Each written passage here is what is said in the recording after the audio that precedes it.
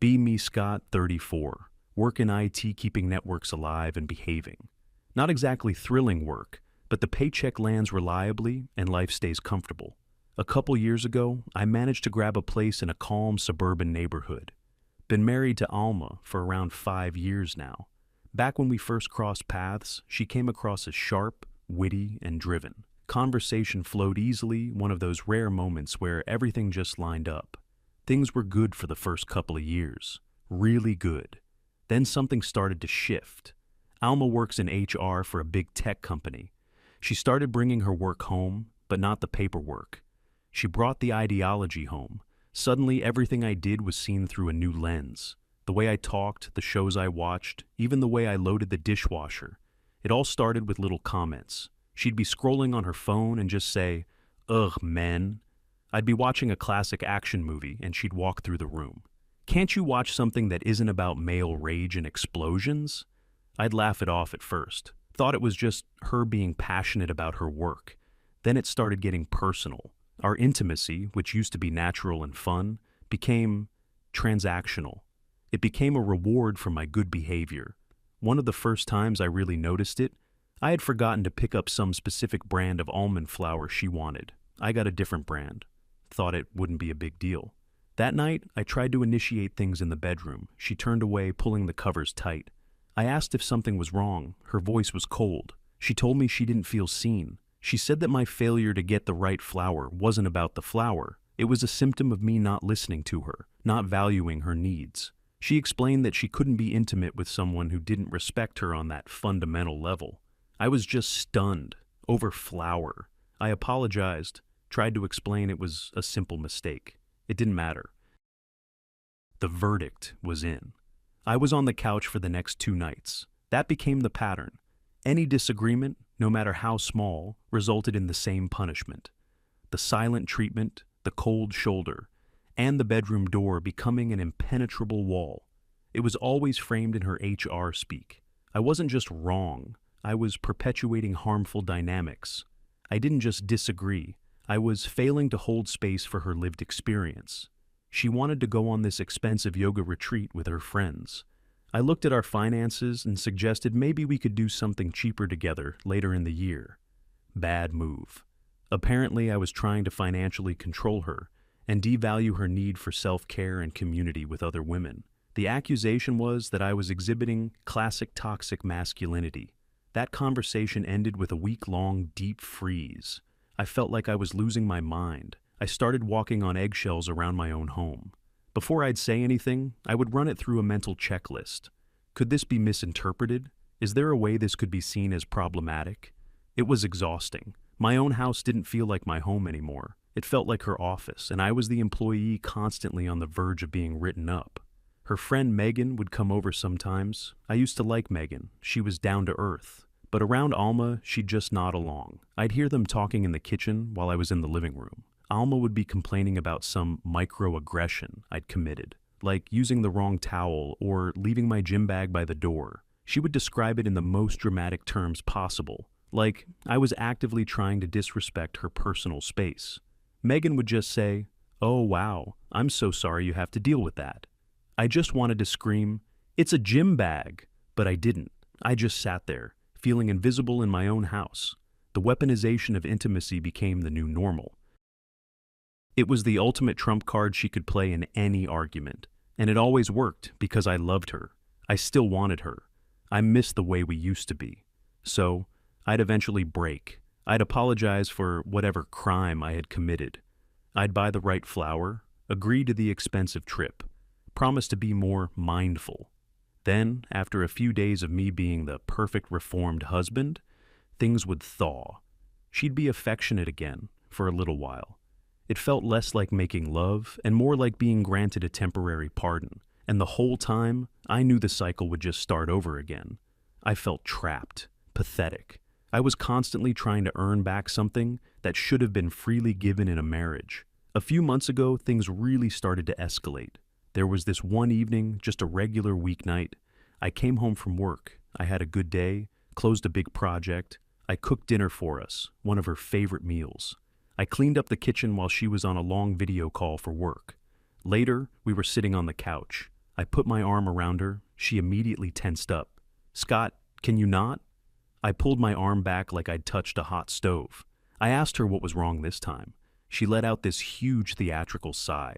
She told me she had spent all day on a diversity and inclusion seminar. She had to listen to hours of testimony from women about their struggles in the workplace. It was, in her words, incredibly draining emotional labor.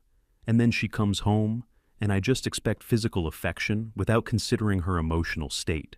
She said it showed a profound lack of empathy, that my desire for physical connection was a form of male entitlement. She didn't want to be an object for my gratification after a long day of fighting the patriarchy. I just sat there. I had made dinner. I had cleaned the house. I had given her space all evening. All I did was put my arm around my own wife, and I was being lectured like I was some kind of monster. I didn't say anything. I just got up and went to the guest room. I didn't sleep much that night. I just kept replaying conversations from the last few years in my head. I realized it was never about me being a better partner. It was about me being a more obedient one. It was all about control, her control. The affection was the lever, and I was the one being moved. The next morning, I woke up feeling hollow, but also for the first time, a little bit clear. I decided I'd try one more time, one last, genuine effort. I thought if I did something big, something undeniably good for us, maybe she'd see that I was on her team. Maybe it would break the cycle. A couple weeks after that, I got the news. A promotion at work. It came with a nice raise and more responsibility. I was genuinely excited. This wasn't just for me. It meant more financial security for us. We could save more, maybe take a really nice vacation, not just her yoga retreat. I came home that day with a bottle of the good champagne, the one we had at our wedding.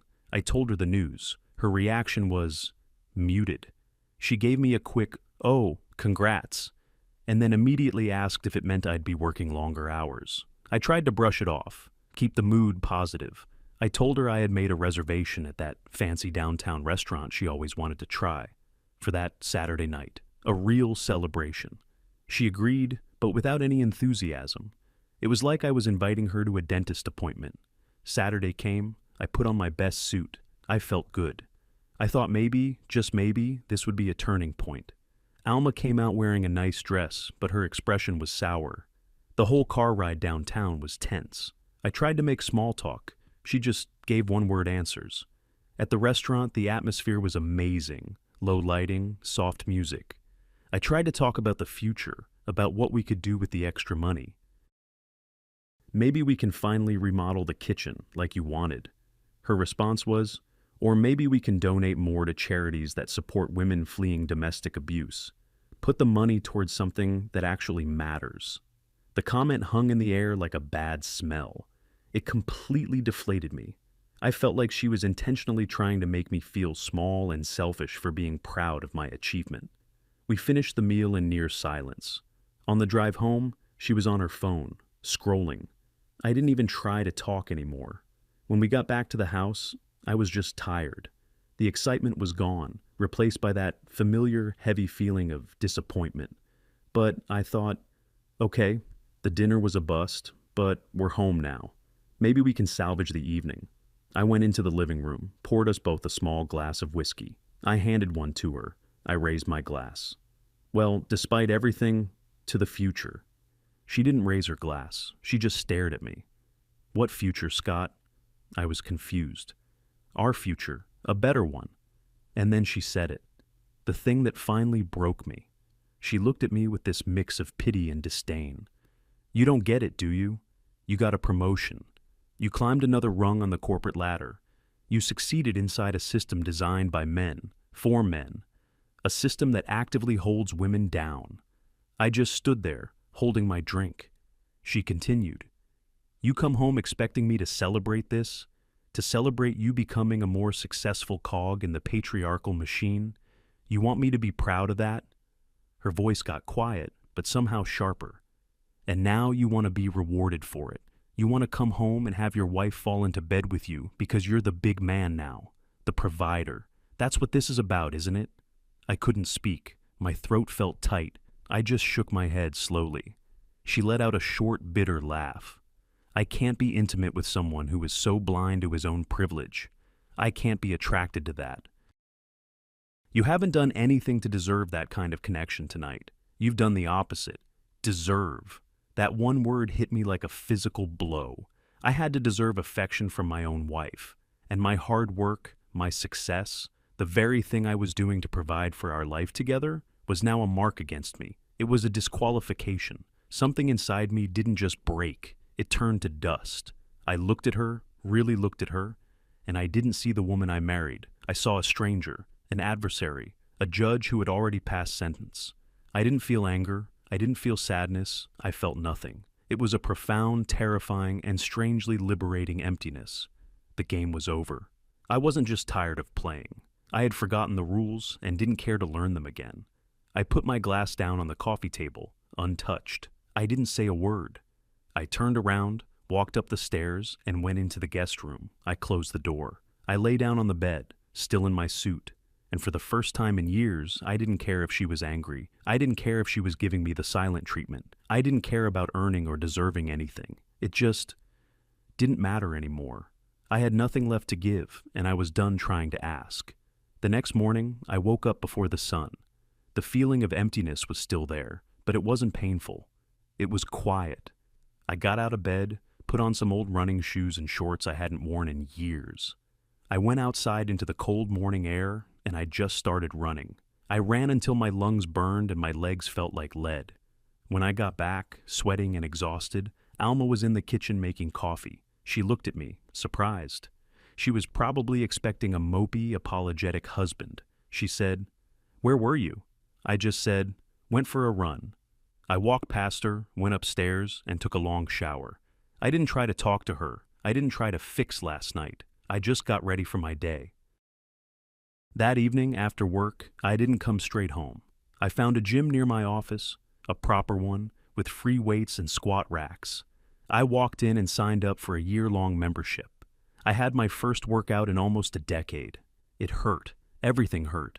But it was a good kind of hurt, a clean kind, something I was in control of. I got home late. Alma was on the couch watching some show. She gave me that look, the "you're in trouble" look. "You're late. You didn't even call." In the past, this would have been the start of a 3-day argument. I would have apologized profusely, made excuses, tried to placate her. This time, I just shrugged. My phone was in my locker. I went to the gym after work. I went to the kitchen, made myself a protein shake, and went upstairs. I didn't ask her about her day. I didn't engage. It was like a switch had been flipped in my brain. Her emotional state was no longer my responsibility. Her moods, her anger, her disappointment, they were just noise now, like a TV on in another room. For the next few weeks, this was the new routine. Up early, run, work all day, gym after work, home late, eat, shower, read a book in the guest room, sleep. We were living like roommates, polite but distant. Alma didn't know what to do. Her main weapon was useless. How can you punish someone with silence when they seem to be enjoying the peace and quiet? How can you withhold intimacy from someone who isn't asking for it? She tried a few times to start a fight. She'd bring up my new obsession with the gym. She said I was being selfish, avoiding my responsibilities at home. I'd just calmly list the things I'd already done. The lawn is mowed, the trash is out, I fixed the leaky faucet. What responsibilities am I avoiding? She couldn't give a real answer. She accused me of being passive-aggressive. I told her I wasn't being aggressive at all. I was just busy. She was losing her grip, and she knew it. She was like a magician whose favorite trick suddenly stopped working in front of a live audience. The confusion on her face was slowly being replaced by something else. Annoyance. And maybe, for the first time, a little bit of fear. The physical changes started happening faster than I expected. The combination of running and lifting meant the weight started to come off. My old clothes started to hang off me. I went out one weekend and bought a whole new wardrobe. Jeans that actually fit. Shirts that weren't baggy. I looked in the mirror and saw a glimpse of the guy I used to be 10 years ago. It felt good. I started rediscovering old hobbies too. I had an old mountain bike in the garage, collecting dust for years. I spent a whole Saturday tuning it up, cleaning the chain, getting it ready. The next day, I drove out to a state park with some trails and just rode for hours. I came home covered in mud, exhausted, and happier than I had been in a very long time. Alma saw me come in, dirty and smiling. The look on her face was unreadable. I think, up until that point, she thought this was all some prolonged sulk, a phase I was going through to get her attention. But seeing me genuinely happy from something that had absolutely nothing to do with her, I think that's when it started to sink in. This wasn't about her at all. This was about me, and that was the one thing her playbook had no counter for. The change in the house's atmosphere was palpable. It used to be thick with tension, like the air before a thunderstorm. I was always waiting for the next lightning strike. Now, it was just quiet, empty. I was a ghost in my own home, and I found that I preferred it that way. Alma, on the other hand, hated the silence. She had used it as a weapon for so long, and now it was just there, a neutral force. She couldn't stand it. She started trying to fill the void with noise. The TV was always on, loud. She'd have long animated phone calls with her friends, making sure I could hear her laughing from the other room. It was a performance. See, I'm happy. I don't need you. But it was transparently false. I'd walk through the living room while she was on the phone, and her laughter would die in her throat. She'd watch me, her eyes tracking my every move, waiting for a reaction. I gave her none. I'd just grab a water bottle from the fridge and head back to my room. Her friend Megan came over for coffee one Saturday afternoon. I was on my way out, dressed in my biking gear, helmet in hand. I said a polite hello to Megan, asked how she was doing. We had a brief normal conversation for about 30 seconds. Alma just stood in the kitchen doorway, watching us, her arms crossed. Megan's eyes kind of widened as she looked at me. "Wow, Scott, you're looking really fit. The biking is agreeing with you."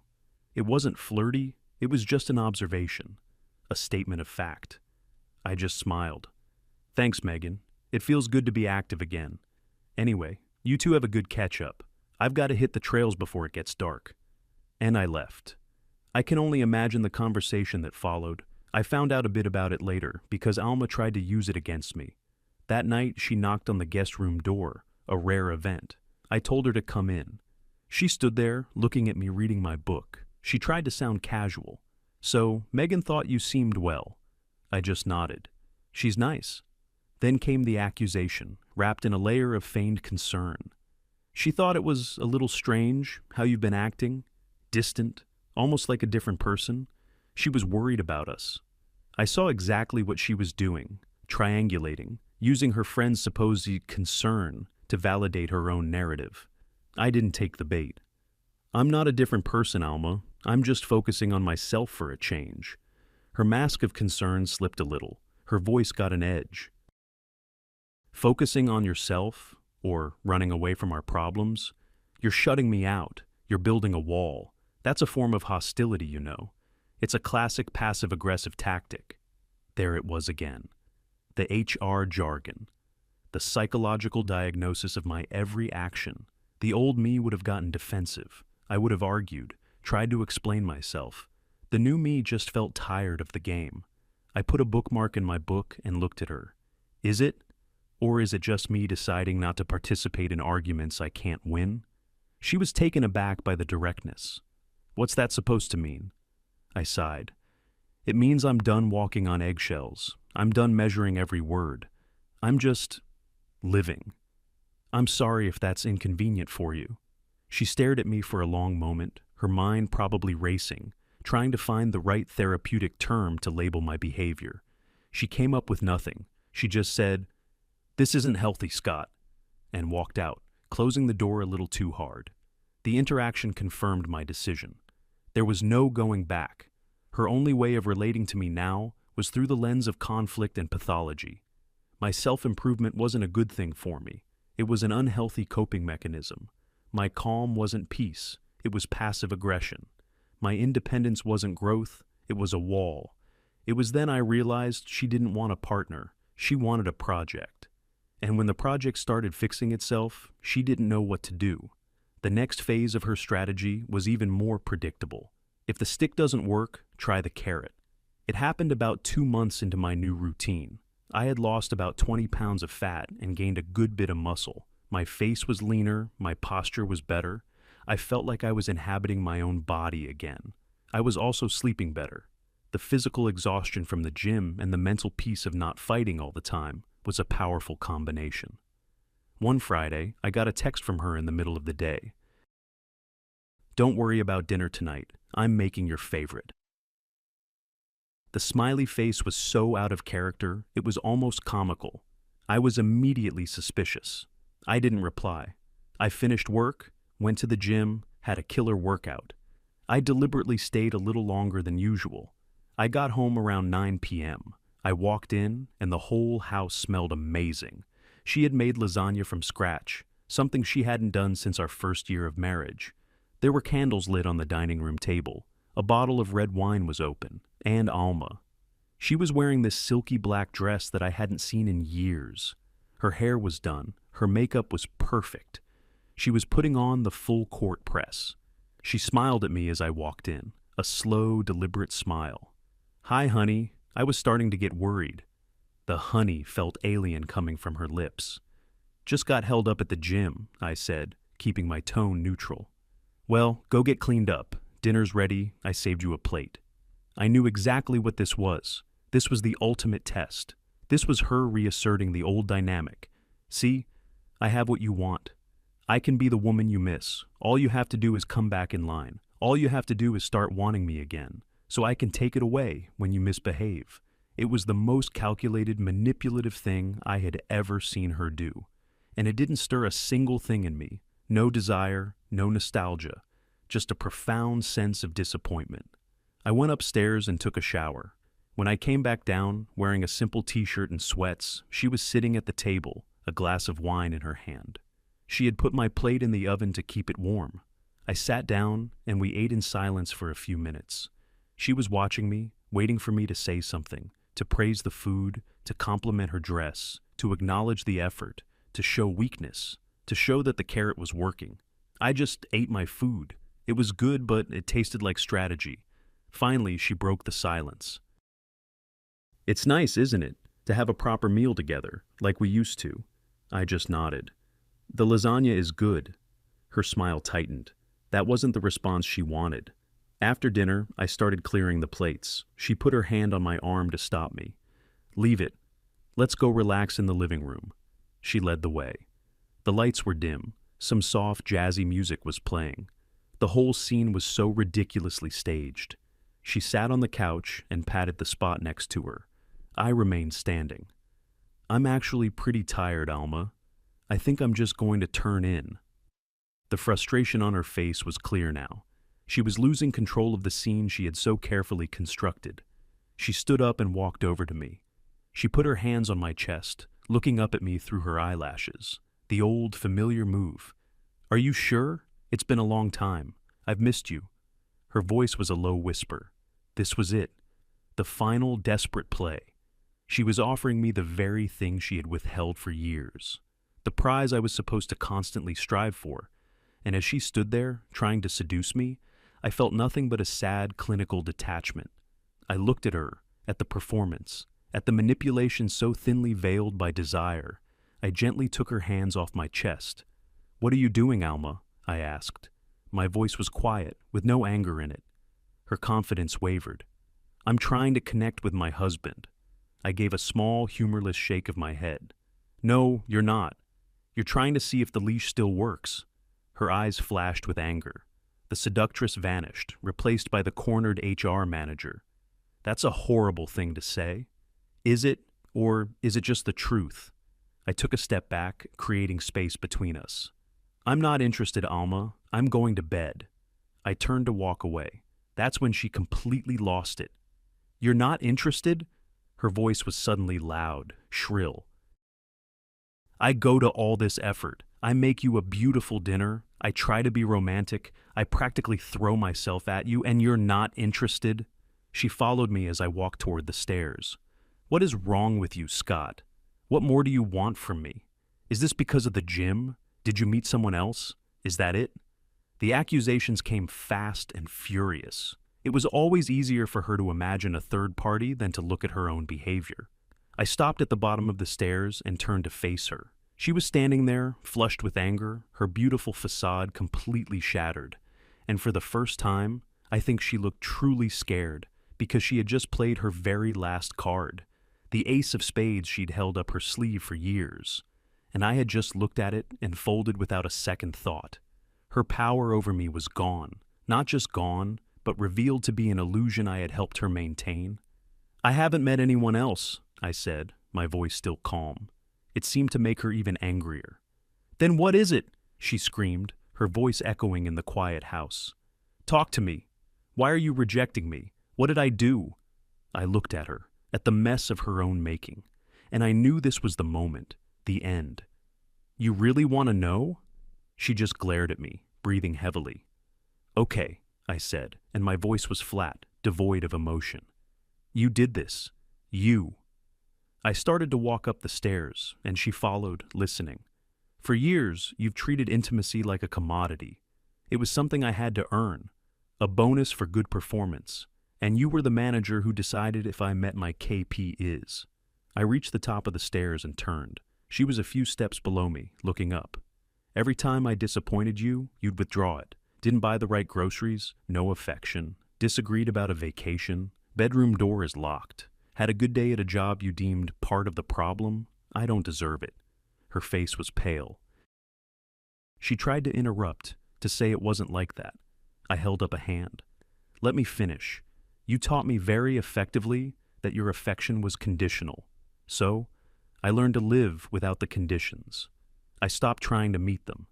I walked down the hallway to the guest room, my room. I poured all the energy I was spending trying to please you into pleasing myself. I started getting fit, rediscovering hobbies, finding peace in just being me, without having to constantly apologize for it. I opened the door to the room and flicked on the light. You taught me that I didn't need you to be happy. You just taught me the lesson so well that I started to realize I'm actually happier without you." Her expression crumpled. The anger was replaced by a look of pure, unadulterated panic. "That's not true, Scott. I love you." The words sounded hollow, desperate, a last-ditch effort. "No," I said, shaking my head. "You love the control you had over me, and now that it's gone, you're lost. You're a queen with no subjects." I stepped into the room and turned to face her one last time.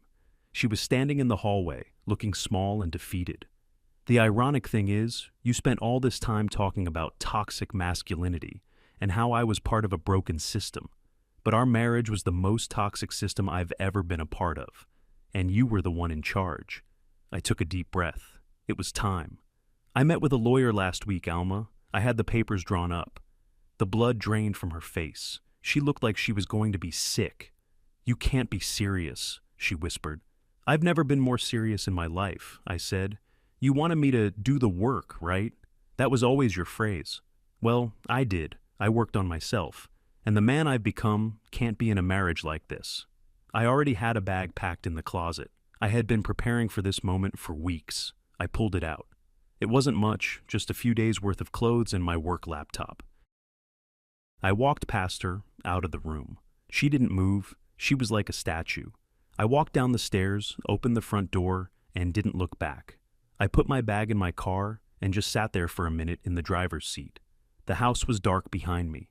I didn't feel sad. I didn't feel angry. I felt free. I started the car and drove away.